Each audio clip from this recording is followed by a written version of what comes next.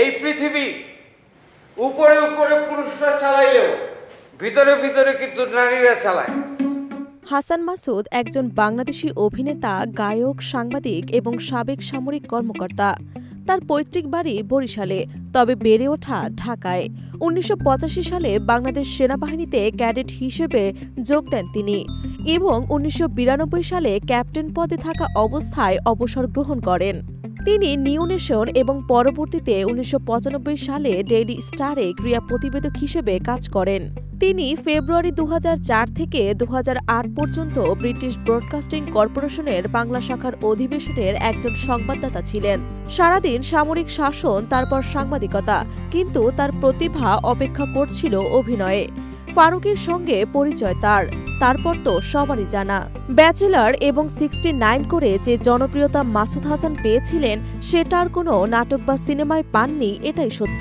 তবে জনপ্রিয় ধারাবাহিক হাউসফুলে ছিলেন গুরুত্বপূর্ণ চরিত্র। এছাড়া ভাগফল, ট্যাক্সি ড্রাইভার নাটকগুলো কম বেশি আলোচিত হয়েছিল।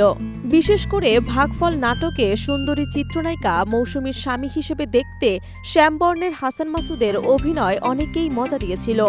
ফারুকের পর রনি, মোস্তফা কামাল রাজদের সঙ্গে কাজ করতেন তিনি। রাজের দ্বিতীয় ছবি তারকাটাতেও অভিনয় করেছিলেন তিনি। অভিনয় করেন ঠিকই, কিন্তু মনের মতো চরিত্র পেতেন না, তাই আনন্দ কম পেতেন। তাই ২০১৬ সালের দিকে অভিনয় থেকে দূরে সরে যান, আবার ফিরে আসেন ২০২০ সালে। তারপর এলো করোনা মহামারী, তিনি আবার অনিয়মিত হয়ে যান। লোকে বলে কথা বললেই নাকি তার মুখে হাসি লেগে থাকে, আর সেই হাসি ছোঁয়াচের মতো দর্শককে সংক্রমিত করে।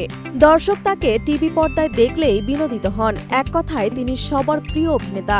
দীর্ঘদিন ধরেই অভিনয়ের আঙিনায় তার সফল পদচারণা। তবে আফসোসের বিষয় হল দীর্ঘদিন ধরেই অভিনয় নেই তিনি। জনপ্রিয়তার তুঙ্গে থাকা অবস্থায় আড়ালে চলে যান তিনি, তাও প্রায় ৪ বছর হতে চলল। কিন্তু কেন তিনি শোবিজ ছেড়েছেন, কেনই বা নিজেকে আড়ালে সরিয়ে নিয়েছেন?